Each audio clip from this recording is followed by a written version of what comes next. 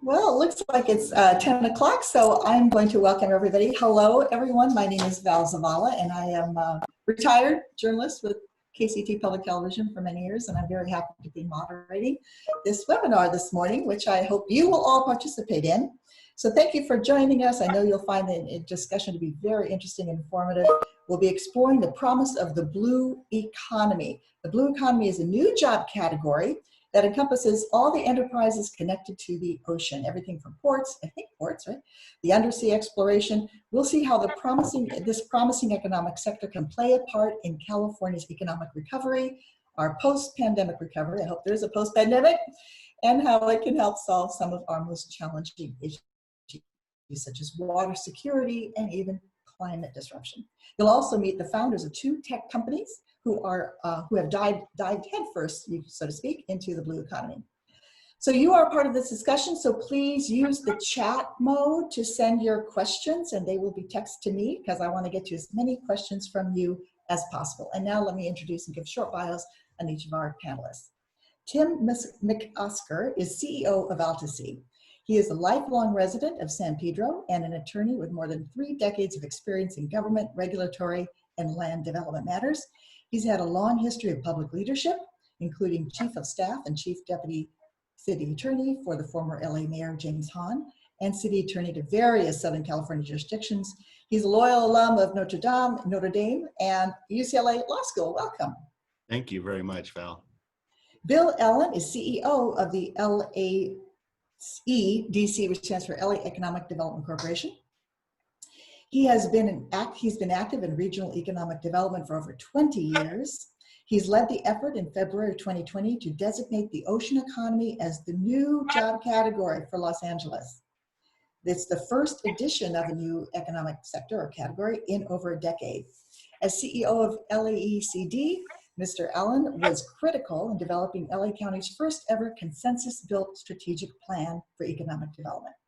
Mr. Allen is also Vice Chair of the Economic Alliance of San Fernando Valley and a member of the Board of Directors of the Weingart Foundation, along with many, many other organizations and affiliations, too many to name here. Thank you for joining us. Thank you, Val. Good morning, everyone.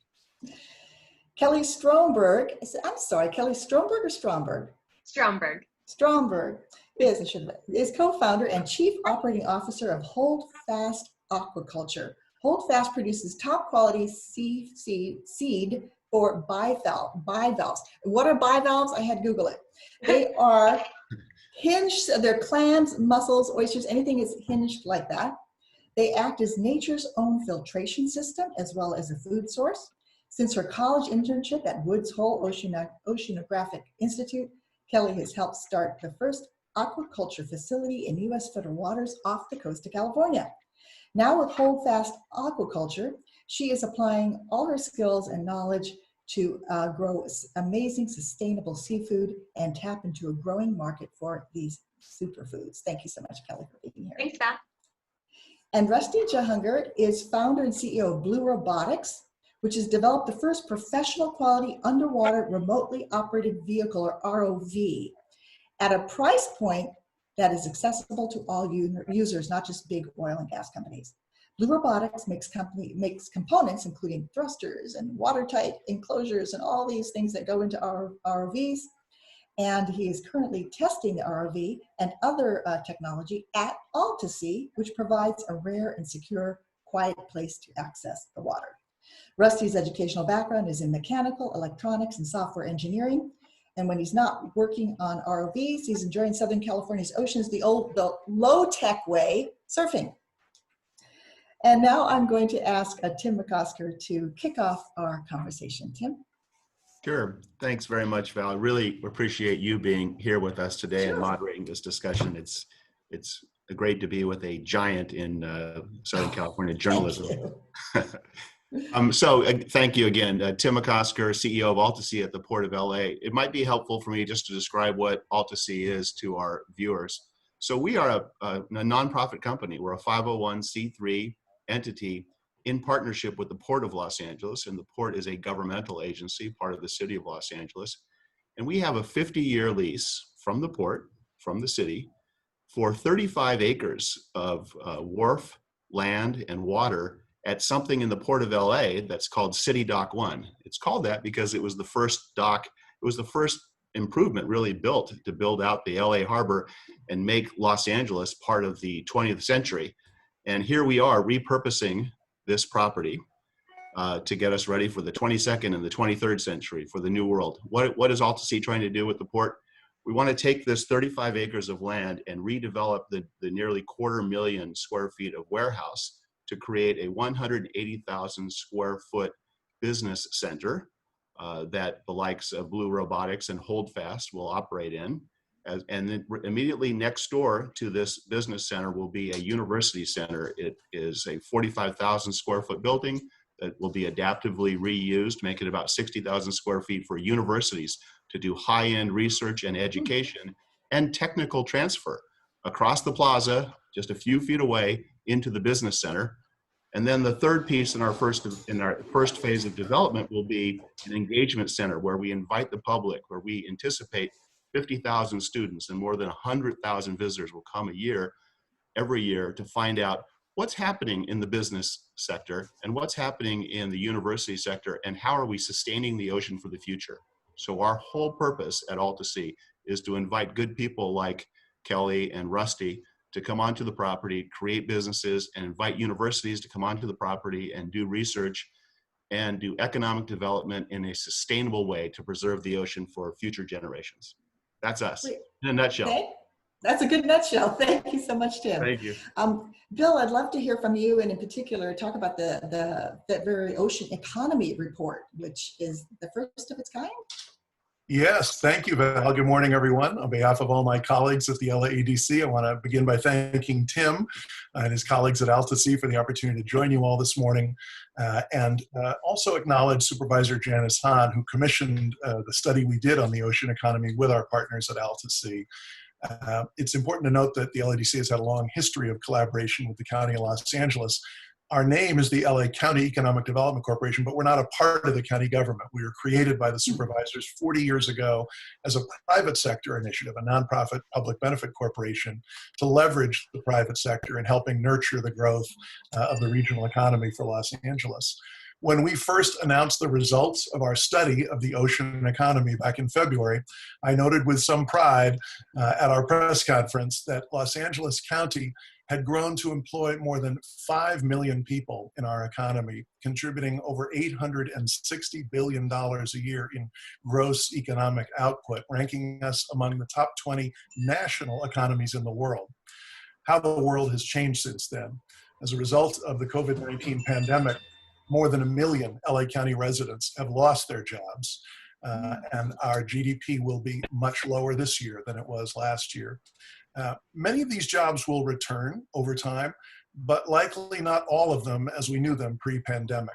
So it's incumbent upon those of us who hold roles as stewards of our overall economy or pieces of this economy to be strategic and proactive about helping our industries recover, to help our industries and enterprises reinvent themselves to be better able to survive and thrive more resiliently in a post-COVID world.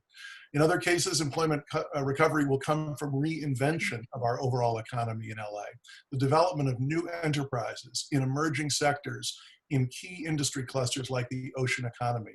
I'm excited to hear from some of the leaders of some of these exciting new enterprises later this morning. LA has a long history of creativity, innovation, and reinvention in our signature industries like entertainment and digital media, aerospace and now space commercialization, healthcare and biosciences. We feel that with AltaSea as a catalyst, LA will demonstrate that same prowess in innovation in the ocean economy in the years ahead. We've long believed at the LAEDC that it's important, in fact essential, to better know our economic sectors before we try and grow them. So our LAEDC Institute for Applied Economics partnered with AltaSea to take a deep dive into the blue economy, the ocean-related industries, both in California and here in LA County. We believe this sector has the potential to create significant numbers of new enterprises and jobs for area residents as it develops new technologies to advance our environmental and economic interests. Just briefly, these industries are split into 6 different sectors in the ocean economy: marine transportation, which includes port operations and related warehousing, ocean-related tourism and recreation, marine construction, living resources, which include marine aquaculture, offshore mineral resources, and even ship and boat building. We found that combined, pre-COVID, these 6 sectors directly employed over 660,000 individuals in California, of which close to 118,000 jobs were located here in LA County. Marine transportation and tourism and recreation being the largest sectors here in LA County, with 44% and 49% of the ocean economy employment, respectively. Factoring in the ocean economy's supply chain and the wages of its workers, the total employment impact of our blue economy is over 1 million jobs in the state, with more than 200,000 of those total jobs in LA County.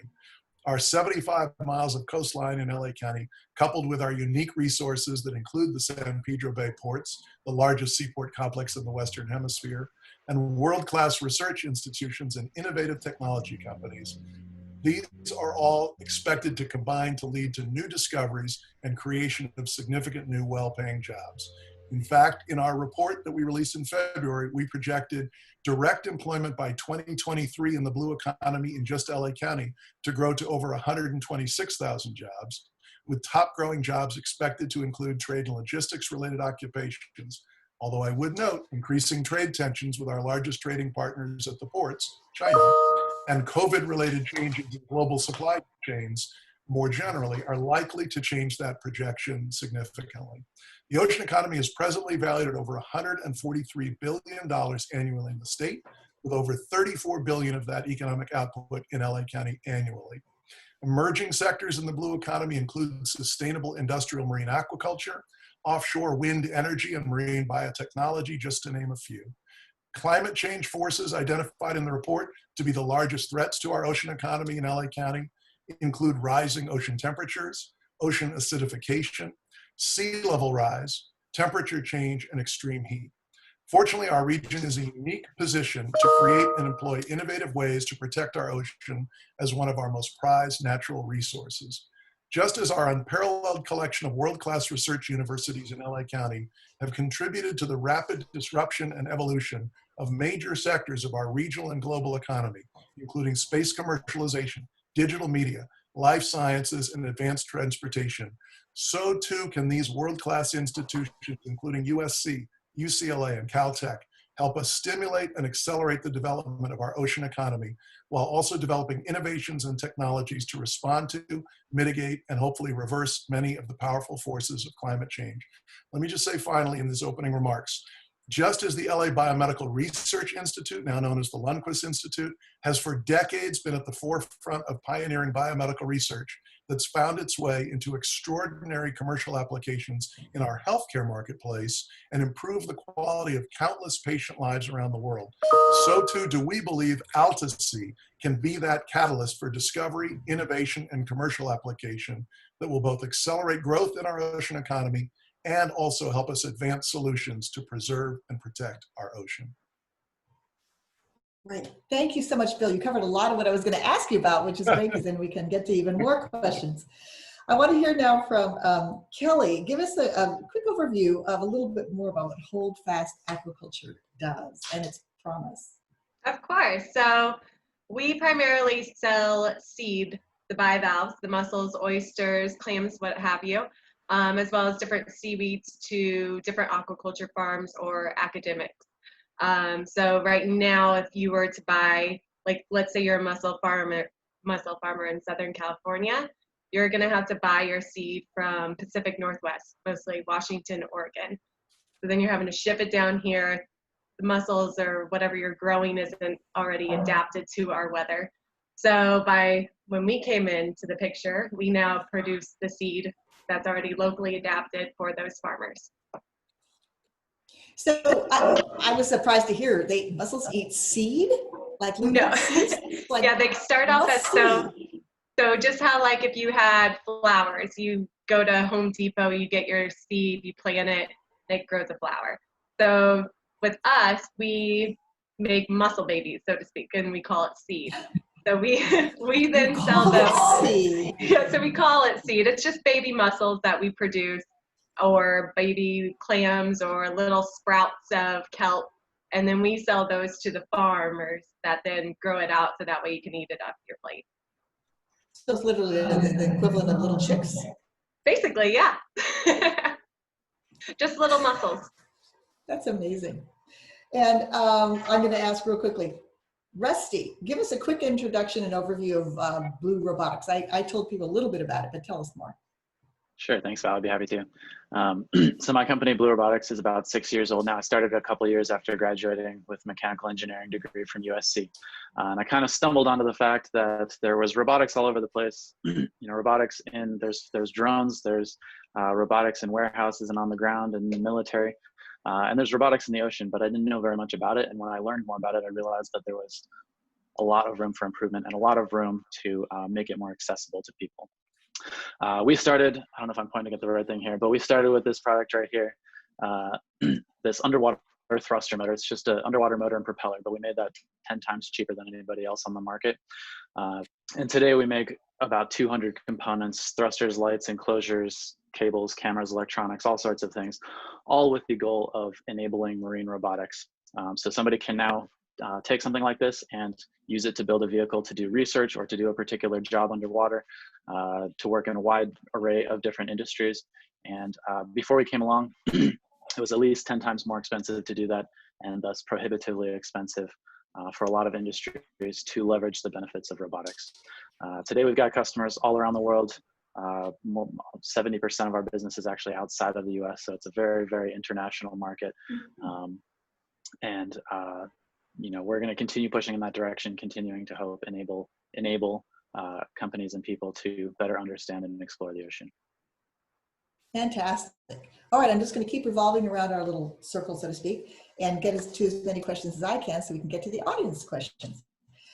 Tim, I was going to ask you, you mentioned the post-COVID recovery. Of course, we all know that we're in for a very, very long, tough time economically. How do you think that will affect AltaSea's goals and ambitions? Well, I think that obviously COVID is first and foremost a health crisis, and our hearts go out to folks who suffer from this health crisis. But it's also has imposed an incredible economic crisis on this region, and I think it would. I think, when Bill was talking about the blue economy, he was describing those aspects of the blue economy, and the two greatest aspects or job creators and portions of the blue economy are in tourism, obviously severely hit by COVID, and in marine transportation. And with the difficulties with international trading, that industry has also been hit.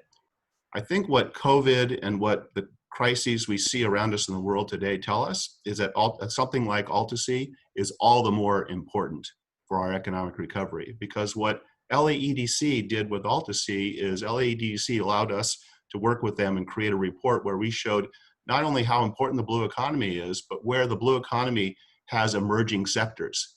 Is it in aquaculture, where Kelly resides? Yes. A sort of an emerging economy around aquaculture would be extraordinarily helpful to our recovery. Is it in blue robotics? Is it in robotics in the ocean, like Rusty's company? The answer is yes. I think what's really what is obviously has been a fragile economy, because tourism and hospitality has been so hard hit by this pandemic, and diversify this economy, use the blue economy as an opportunity to look at these emerging industries. And a place like AltaSea becomes just a great water cooler, a real opportunity, for example, for Kelly to come onto our property and to sell seed to a company that may have a farm out in the ocean, and then to turn to Rusty and say, we need to monitor our farms, so we need robots. So what we are really important for is to create this infrastructure where we support these emerging industries in a more diversified blue economy. Would you like to elaborate on that a little bit, Bill? Because you've done intense work in the actual report, and you've gotten probably deeper into some of the weeds of this. So how do you see the ocean economy responding to, developing from, recovering from this tough time we're looking at? Interestingly, I've been thinking a lot lately about COVID's impact on our psyche as a people. I think it has humbled people. I think people have realized just how powerful forces of nature are. And I'm hoping that they will expand their humility around our vulnerability as a species to include the environment beyond just viruses, to recognize that the threats of sea level rise or ocean acidification or global warming are very real threats to us. We are perhaps a more vulnerable species than we may have realized pre-COVID. And hopefully this will encourage us to be bolder about our investment in new technologies, such as Holdfast and Blue Robotics represent.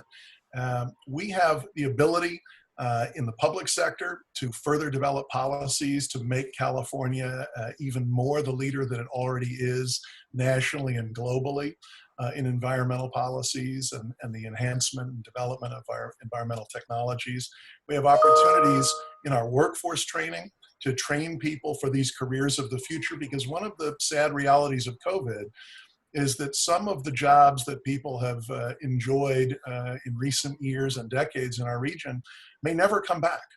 There's been some shifts that were expected to take place over 5 or 10 years that took place over a few weeks in terms of a move towards e-commerce, in terms of a move towards digital learning and remote working.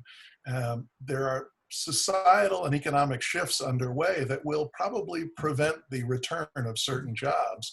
And so a public awareness that there are exciting new opportunities in a place like Los Angeles and California that revolve around our growing awareness of our vulnerabilities as a species, to me, really could promote a new era of deep commitment to environmental science and to the economic prospects that that represents.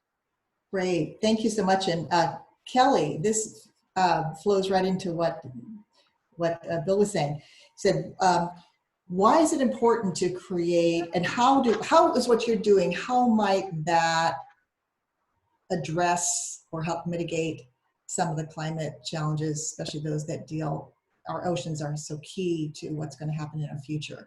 How is what you're doing, how does that dovetail into the challenges we're seeing in terms of our oceans? For sure. So for one, shellfish and seaweeds are actually good for the environment. Not only are you not having to feed them, they help clean the water, they filter the water, and they also help take up the excess carbon in the water, which helps with ocean acidification. So with us, not only are we helping the local farmers not have to pay someone to ship or fly down seed for their farms, which reduces their carbon emissions, we also are helping with outplanting projects as well. So a lot of researchers get grants to then outplant more kelp or local oysters that then help not only make that population thrive where it already was kind of decreasing, but it also does help clean the water or help with ocean acidification as well. Wow, that's terrific. Something you love to do is also good for the ocean. Exactly, it's a win-win. It is. No, the acidification problem, we've done stories on it. It's very, very serious. Rusty, real quick, have you seen, how has the downturn in the economy affected your business? Well, it certainly affected us a lot. At the end of the day, we're essentially a manufacturing company. We're sourcing parts from all over the world, and then we do assembly in Torrance. And so it's been difficult. You know, our supply chains have been disrupted, especially early in the process. And then with the safer at home order in place, it made it difficult to continue running a manufacturing business. We've invested a huge amount of time and effort into making sure that our employees are safe and taken care of. But it's had a huge impact on it. In terms of leading a business, it's taken most of my time for the last few months just to make sure that we get through it safely and we can take care of everybody. How many employees do you have? We have a team of about 30. And are they all still active, or did you have to have some? Yeah, everybody is still active. We did we had some tough decisions like reducing hours along the way. And you know, we were fortunate enough to be able to take advantage of some of the government programs that became available. So we've been trying to take advantage of every opportunity, but it's not something, the magnitude of the situation was not something we were prepared for. And I'm sure nobody was. No, absolutely. Everyone's trying to get in shock and then deal with it afterwards. Tim, I was going to ask you, there's been so much talk, and rightly so finally, about racial equity and opportunities and so forth. What do you see in terms of job opportunities, or how do you attract the diverse talent that is so important to so many industries? How do you attract that to the ocean economy or to AltaSea? Thank you very much. Extraordinarily important question. You know, at AltaSea, we're really committed to a sustainable planet, but it only makes sense to have a sustainable planet where you have an inclusive society.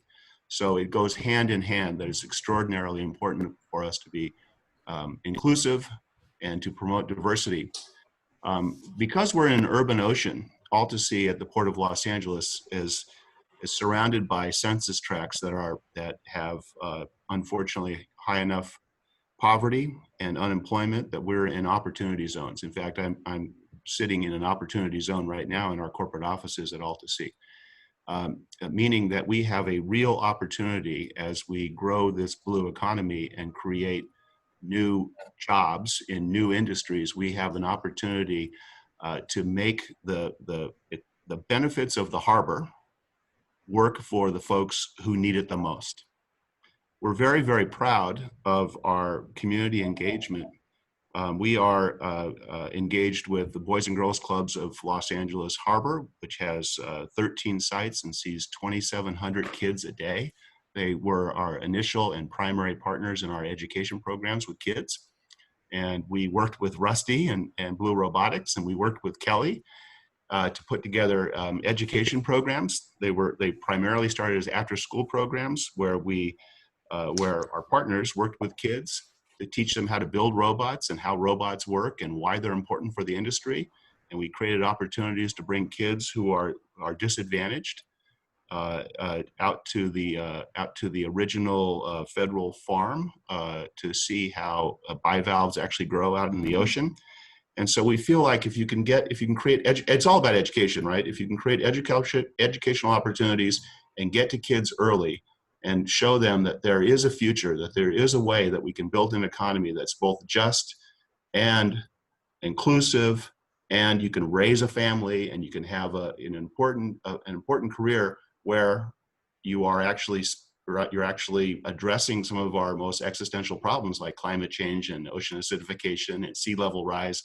It is a perfect opportunity in the blue economy to reach out and be inclusive to the folks who need it the most. And that's the community we're dedicated to.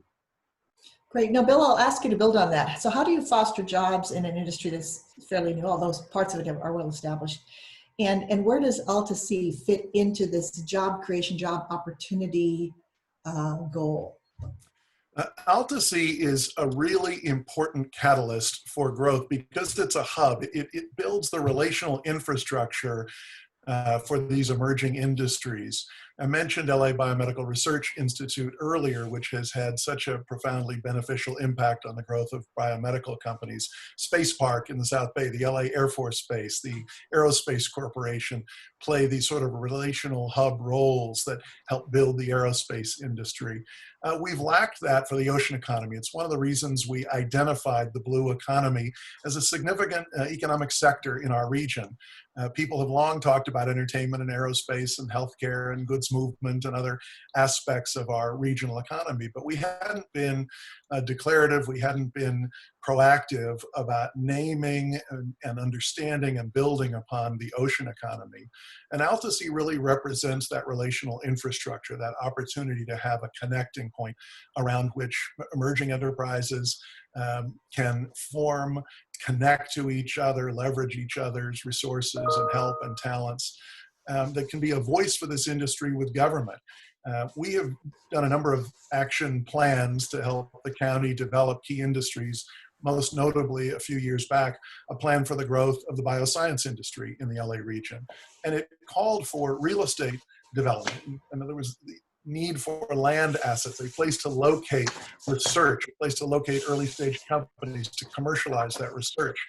And that's what's happening in and around the campus of LA Biomed. Well, the same model is really being deployed at AltaSea. There's a university research center, there's commercialization opportunities, there's a commitment to connecting to the regional economy. And that extends to connecting to our public universities. Our community colleges are incredible entry points for people to industries such as the ocean economy represents. And our community colleges are very interested in, some are already connected, but more are interested. I just recently have been speaking with a number of the presidents of community colleges in the region who read our report, are fascinated by what's going on at AltaSea, and want to educate their faculty members so they can develop appropriate curriculum to create pathways, particularly for underserved communities to access this industry in its early stages and be part of the formation of the emerging sectors of the industry. So talent development, real estate development, capital development, and public policy development are critical steps to helping nurture the growth of an industry cluster like the ocean economy in Los Angeles. That's terrific. And now we're getting a lot of questions, so I'm going to set mine aside and get to the questions that the people who are watching would like to know. Someone asked, this is for Kelly, what are the largest challenges to growing the marine aquaculture industry in California? What are the largest challenges? There's actually quite a bit. I can imagine. Nothing is simple these days. Yeah, nothing is simple these days. So part of it is just we, for instance, in LA, we're next to two giant ports between Long Beach and LA. So you have to find the common ground if you put out a farm as to, you can't take up all the space. You have large cargo ships coming in. We have a lot of fishing that happens off of our coast here as well. So finding that balance of space just out in the ocean. It sounds like it's a big ocean, but whenever you start seeing all the traffic that happens in and around our coastline, there's actually quite a bit. So that's one challenge. Another challenge is permit. So whether you're in the state or in federal waters, they have each their very own permitting issues. The state, for instance, you have 12 different agencies trying to regulate you.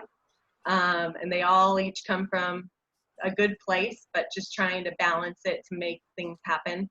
Also, it can get a little frustrating and take a little bit of some time, as well as getting the seed. So as I mentioned earlier, right now before us, there's only 2 other shellfish producers that produce seed for other farmers. You're shipping it on the coast of California? Within all of the West Coast. So one's in Washington and one's in Oregon. So getting that seed has been a little bit of an issue. And then whenever you do get it, it's adapted to their waters up there. So it's colder water. They have more ocean acidification up there. So there's challenges, and then you're bringing them down. So once we came on board, we're trying to help out with that issue. But you're also dealing with organisms. So for instance, they might not want to spawn to create mussel seed that month or something.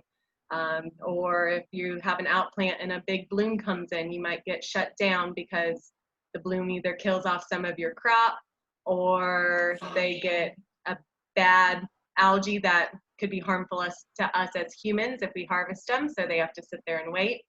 And there's also birds that dive down and eat things, eat your mussels. So there's just a slew of issues, but it really is like farming, just the same way we farm.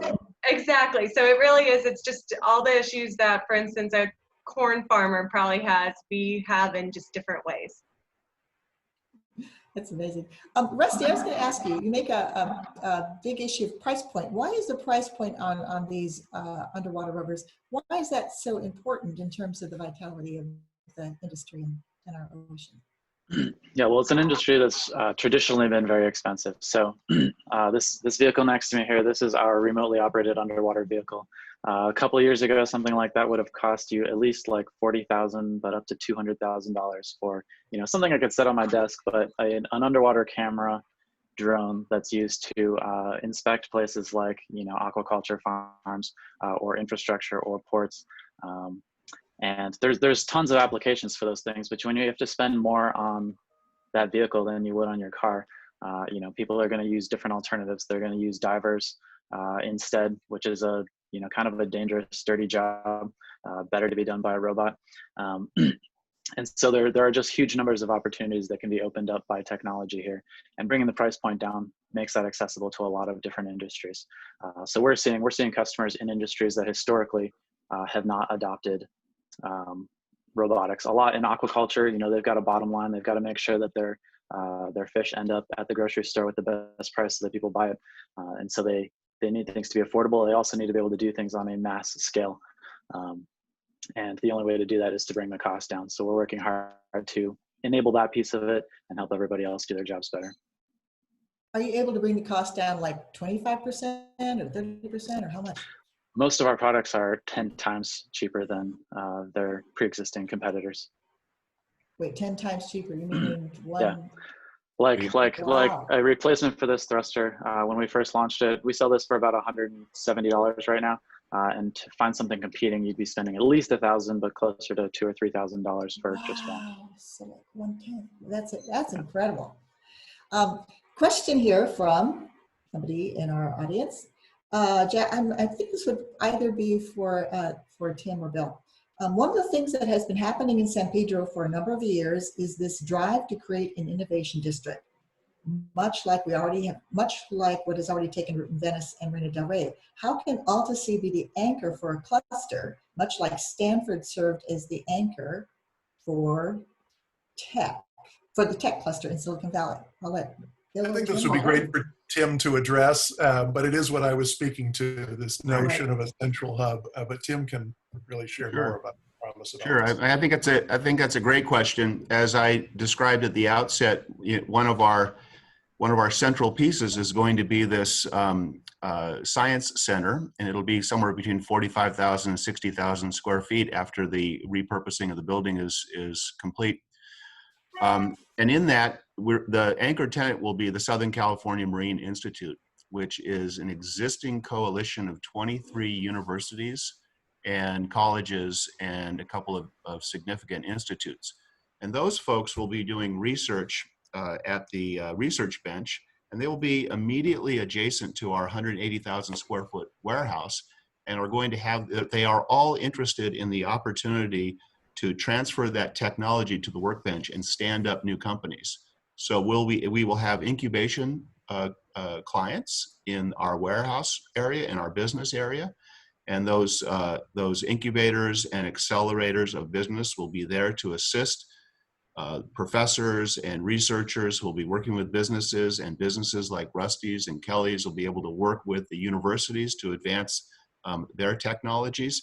And I feel like as a convener of really smart folks and really brave entrepreneurs at AltaSea, we have the perfect opportunity to create this innovation district around the ocean. Bill, did you want to elaborate on that, or? No, I think that's exactly the point. I mentioned earlier places like the LA Biomedical Research Institute or Space Park and the LA Air Force Base with its Space and Missile Systems Command, these central hubs around which technology is developed and commercialized and deployed, and the brilliant entrepreneurs are able to communicate with each other and leverage each other's discoveries. It creates that relational infrastructure that helps accelerate the development of new clusters, and AltaSea is really it for us in Los Angeles on the ocean economy. Great. Here's a question from Gavin Miragliani. He says, I am a principal of a school, Willenberg Career and Transition Center here in San Pedro. We are developing blue labs to prepare our students for the jobs of the future. Are there any programs or thoughts of partnering with local schools to train students in blue technology that will ensure viable candidates for companies in the port? Our students are the future workforce, and we're eager to prepare our students, but we need guidance on the best path to prepare them. The answer is yes, yes, and yes. And if I'm not clear, the answer is yes. We love Willenberg. Willenberg is a great asset in the LA Unified School System. It's a great asset in our community. And just as we've had the opportunity to reach out with Boys and Girls Clubs and with the Baxter School and with Partnership for LA Schools and create in-classroom and on-site opportunities immediately following this. In fact, my staff is probably listening in, and I know that Robin is writing down Willenberg right now. We will reach out to you today because we would love to work with the good young women and men of Willenberg to set up such a program. Great, that is good. Boy, there's a lot of questions coming in, so I'm just going to keep going. Let's see. Lisa asks, are blue economy jobs mostly highly skilled jobs that require a great deal of education and resources, or are there potential jobs that are good entry points for those who are newly unemployed or need something quickly that requires some retraining, not a lot? Now, what level of jobs are there? So it depends which sector it depends which sector you're in. It's a great question from Lisa. It depends which sector of the economy you're talking about. This is an industry cluster that is made up of those sectors. We talked about the tourism, the transportation, the other aspects of it.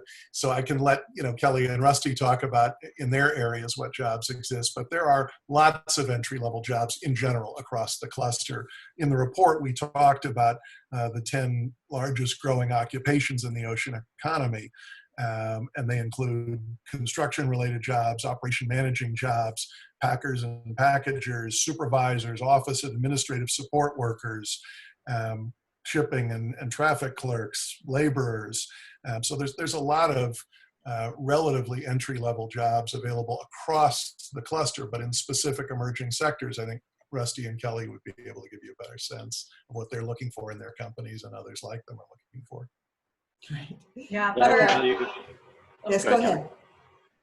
I was just going to say, in our sector, it is a little bit more skilled as far as most, like a basic biology background would be beneficial. However, I mean, there isn't a lot of people that know our trait in general. So there is a lot of on-site training, all the way down to, we just need people to clean tanks, which doesn't take any amount of knowledge other than can you use a brush and some bleach. So we do have a wide range. I will say most of it is a little bit more skilled, but I think that's even what's more important with AltaSea is they're helping merge that gap. So therefore, the next generation is going to come on board and know how to spawn a mussel or, some of these odd traits that haven't really been taught before. Yeah, I'll just say that across the 30 people we have, it's a very broad diversity of skill ranges. We have people who are in manufacturing, have come with no background at all and have learned how to become manufacturing technicians, much like they would do at an aerospace company. And then we have engineers, we have supply chain people, we have accounting, purchasing, everything that it takes to run a company is what every company in this space is going to end up needing at the end of the day. It's not just the person who you think about when you think about aquaculture or ports. So there's lots of opportunities. I think we really need to get people excited about the possibility of working in the ocean space at all. And then it's such a diverse sector that there are basically any job that exists is going to exist in some capacity in the ocean sector. Can I just throw in really, really quickly and say that several of our partners, and especially our university partners, are all looking at certification programs too. And we have one private entity that would like to establish the first national certification program in the United States for aquaculture. So there are folks that will be on the 2-year track for school, on the 4-year track, a postgraduate. We also think there's going to be a real important need for job certification specific to these industries that are evolving. Say job certifications, who would that certification come from? Schools or employers or? It could very likely come from community colleges and local schools, although it could also come from a private sector partner. I mean, this is going to, just as these jobs are going to emerge, the certification programs also will emerge. So very often, just to add to that, our industry partners help develop these certificate programs and have a validation process for the certification, and then the courses are taught at the community colleges. A recent example is Amazon's Aws Educate program that partnered with Santa Monica College to create the cloud computing certificate program really for all of California. It's a 4-course certificate that leads to careers in cloud computing work, which are more important than ever now these days. And when this was developed just a few years ago, there were 75,000 job openings across LA County calling for these cloud computing skills, and no community college courses at that point in that area of specialty. And so Santa Monica College led. Now many of the other colleges across LA County have adopted the same program. And there are many other examples of this. So this industry cluster is ripe for this sort of development where emerging industry leaders will work with community college partners to develop the course curriculum, short-term training, again, as was said, and give these industry validated certifications so that when a student graduates these courses, the industry accepts that they are prepared for those specific set of duties that they would have to perform in a job in that industry. It's a great, Gotcha. it's going to be a great transition during this recovery period from COVID. And it's a good time to be doing this because we know that we're going to be needing these jobs. So the coordination, cooperation, communication between the employment sector and the education is essential. That's really where it starts. Absolutely right. Right. Someone here, anonymous, what types of engagement opportunities, such as volunteering opportunities, or even probably internships, are available at this time for community members? This is extremely interesting, and I would love to get involved now to help support growth of this initiative. So not necessarily even jobs, but will there be, and right now, of course, things are a little bit closed down, but will there be opportunities, internships, even volunteer opportunities for people to get into this sector? Speaking on behalf of AltaSea, and I'll turn it over to my colleagues and friends here. Of course, under COVID, we have fewer opportunities for public engagement. But as we get through this and get through this soon, we return to an environment where there are opportunities for volunteers to do direct community outreach at our open houses at AltaSea. But probably more importantly and more significantly are all of our partners at AltaSea, whether it's SCMI or any of the private companies, all sign on to do internships and job development and volunteer opportunities for the public. So yes, there will be opportunities, and I look forward to the day where we can be together out in public again. Someone asked, actually it was on the list as well, Kelly, has there been any measurable impact, for the better I hope, on the oceans from the economic slowdown? In other words, our air is cleaner and so forth and so on. But I know that ecological change is extremely slow, but nevertheless, has there been an impact, positive impact on the oceans from is there any silver lining to the recession, essentially? There has. I haven't looked at actual reports, but myself as well as the other two co-founders of Holdfast, we're all very passionate about the ocean. We're out on boats, out diving. One of them's an avid surfer that surfs every single morning. So just from being out there on the water, you can tell the water's cleaner, it's clearer. You're seeing a lot more wildlife closer to the coastline. You can see Catalina most days now, which is something new. So without real evidence other than just visual, it's definitely been helping out the ocean just visually. Rusty, have you seen any impact? I guess I don't spend as much time directly on the ocean as Kelly, but I think there's certainly a good impact. And looking at stories from around the world, it's clear that there's some unanticipated preview into what things would be like if we were not living the life we're used to living. I'm going to get through a few more questions before we still have a good 10 minutes or so. Question from David: elaborate on the potential for research coming out of the Southern California Marine Institute to grow the ocean economy. The Southern California Marine Institute, where is that? So the Southern California Marine Institute is an existing coalition of research universities, campuses, and some institutes that are now operating on Terminal Island in a facility. SCMI, as it's known, was formed by USC years ago, and it's comprised of USC, UCLA, Occidental College, the community college system, the state college system, essentially everybody in Southern California who's in the ocean in marine biology. And they are signed on to be the anchor tenant of at our research facility, at our university center. And so the idea with SCMI is that they will be doing education and research in the ocean at our site. And I think what your questioner is asking is, what are the opportunities to advance some of that research into this new burgeoning economy? And that's what we call the tech transfer, or the opportunity to innovate something on the research bench and then stand up that idea as a company and incubate it and accelerate it to market as a way to advance this ocean economy, this blue economy, and these emerging industries that are doing like what Kelly is doing and actually creating jobs, but also protecting and healing the ocean. That's great. Question from Lance. With the amazing work of AltaSea and the blue economy of these great tech companies, how do you see the local economy of San Pedro to be hopefully positively affected? I see this as an amazing boost to the local economy, and also how can local companies and institutions participate with AltaSea and other companies on this panel. So how will San Pedro, often the forgotten little foot of LA, how will they be impacted? Let me just start with a generality about this, and then Tim can talk specifically because he has such deep ties to San Pedro.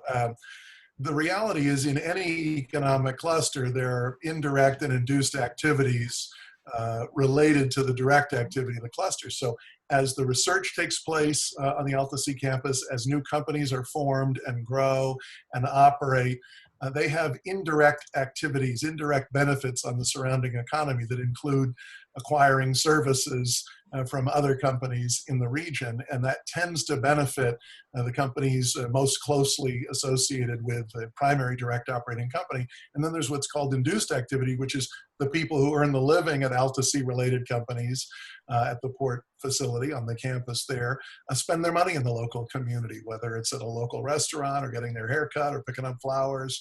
And so traditionally, the surrounding communities benefit greatly from the direct activity of an institute such as AltaSea and of the emerging companies. But I think Tim can talk more specifically about what's already happening and what he sees happening through AltaSea's deep commitment to the surrounding community in San Pedro. Right. Well, thank you very much, Bill. We feel at AltaSea, we feel we are catalytic to a lot of what's happening or about to happen in San Pedro or in the harbor area right now. Fortunately, we have the Port of Los Angeles and the city, doing some advanced thinking and promoting something like AltaSea, but also up and down the west side of our main channel, we have new development that is promoted by the port, and is inducing private development into things like the redevelopment of Portugal, which is going to be called San Pedro Public Market. And in the immediate surrounding area, we have about 3,500 housing starts. There are a lot of cranes in the sky in San Pedro and the harbor area. And we feel like something like AltaSea, because of the things that Bill just said, is the catalyst for those cranes being ordered and that construction happening and these new jobs and new living opportunities coming online. Oh, that's nice news. Question from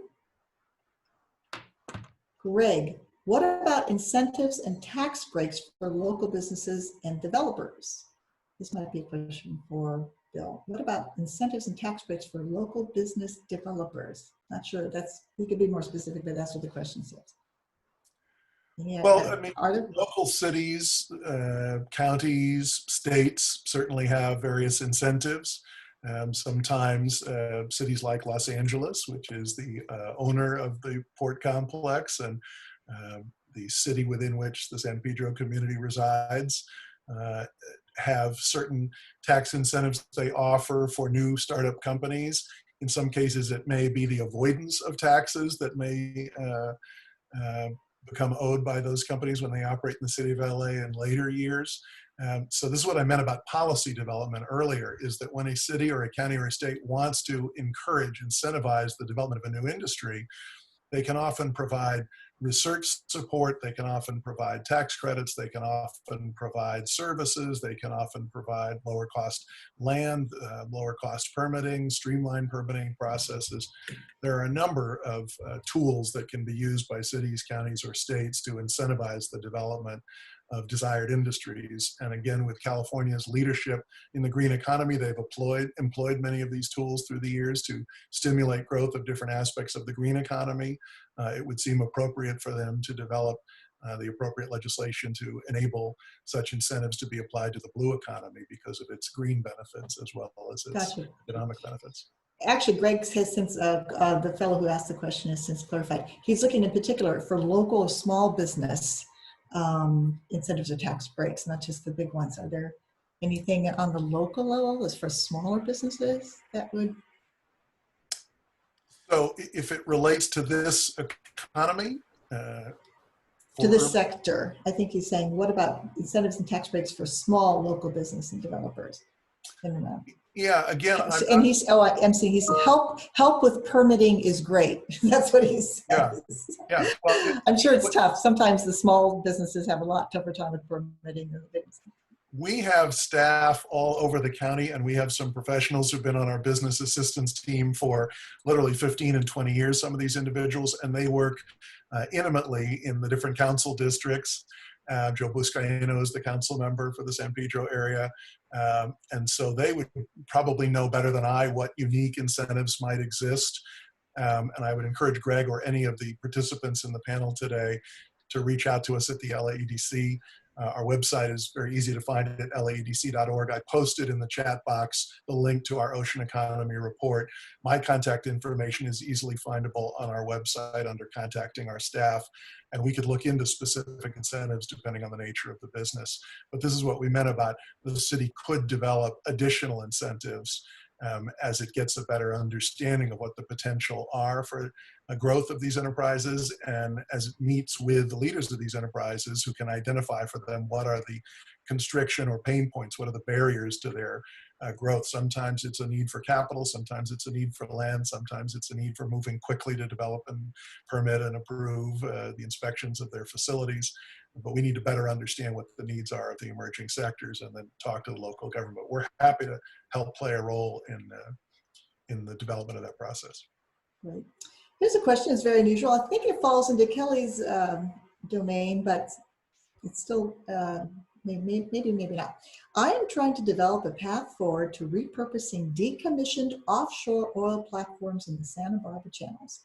Mussels, scallops, and other bioaccumulations can be harvested and utilized for human consumption if tested. I'm also exploring other marine culture options. Has AltaSea assessed the potential for future food security utilizations as well as other utilizations on these platforms? Wow. So if I understand it correctly, there's all this sea life that is attached itself to decommissioned oil rigs. Can we do anything with them? Is that, Correct. So, am I translating that correctly? yeah, so I actually know quite a bit about this. Oh, yay! That's amazing. So whenever I worked at the offshore farm in federal waters, that's actually where we got our brood stock, which brood stock is just the adults that we take back to spawn to make mussel babies, scallop babies, whatever. So yeah, whenever you dive the legs of those oil platforms, they are covered from the very top of like where you start to drop down on the water line all the way down. I mean, I've been down about 120 feet and it never stopped. It's just caked on there with giant rock scallops, tons of mussels, lots of marine life around those. There was a farmer, I guess a collector, back in the 80s, and I'm drawing a blank on the name right now, but that's actually what he did, was he harvested mussels off of those oil rigs and sold them just as if you were an actual mussel farmer growing them. He'd go through, blast them off, collect them, sell them. Then I believe there was some incident that happened with that company, and then they closed down. But yeah, they were selling canned mussels, fresh mussels, all from those platforms. I've heard that they are decommissioning them slowly over the next probably decade. Realistically, it's going to take them forever. But whenever I worked at that farm, we actually had thought about whenever they did decommission, turning that into a hatchery offshore. But so there's lots of things you could do out there with that space. But there's definitely a lot of shellfish growing off of them. So it'd just be down to permitting and all that fun stuff to move. Oddly, I know a little bit about this too, and Kelly probably knows. There's been a bill introduced in Sacramento a few times and it has not made it yet. It's called rigs to reefs. And the idea with rigs to reefs is that if you're decommissioning an oil rig, the requirements currently are that you take the whole thing out from the seafloor up. You take the whole thing out and you actually destroy a natural reef. And the idea with this bill is that what you would do is you would basically decommission the rig, cut it at a safe level and leave in that infrastructure that's just covered in all the good stuff. And there's a lot of controversy around it. We've taken a look at it, and at AltaSea, we think that creating even artificial reefs or creating opportunities for artificial reefs in a safe, sustainable way makes sense. That I can't believe people knew about that. It's kind of an esoteric question. Good question. And I'm so sorry, but we are literally out of time. Does anyone have any burning point they'd like to make before we close? I missed a great opportunity when we talked about volunteers. I missed a great opportunity to acknowledge the great work of my team and send our listeners to AltaSea projectblue.org. Projectblue.org. AltaSea. Projectblue.org. It has a whole bunch of opportunities for college level and high school level students to get involved in our Project Blue and there's actually there he is right down here, there. People can see. There's a link right there on the AltaSea-project-blue.org. Yeah. Excellent.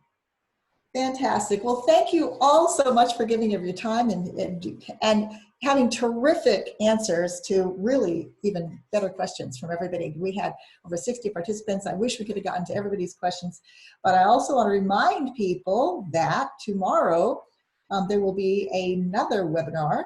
Let's see, what is it called? Also with Tim and Matt Horton, director at the Milken Institute Center for Regional Economics. Also with one of the panelists will be Dr. Tricia Ramos, Dean of Workforce and Development at Santa Monica College, and it will be moderated by David Abel of the Planning Report.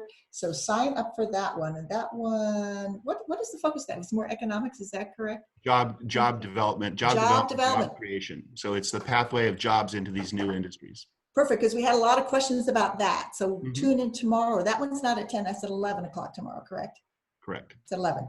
So, and you can sign up for that. Again, it's the same address, altasea-project-blue.org webinars, and treat yourself to another great hour of wonderful information and really knowledgeable panelists. I want to thank everybody for participating, both the panelists and you folks. I wish we could see each other like we used to back in the day, but it's great to have you here, and I've enjoyed this very much and learned a huge amount myself. Thank you to AltaSea. Thank you to the LA County Economic Development Corporation, and Kelly and Rusty. All the best to everyone, and thank you for participating. Thank you. Thank you. Thank you. Bye, everyone. Bye. Everybody. Bye.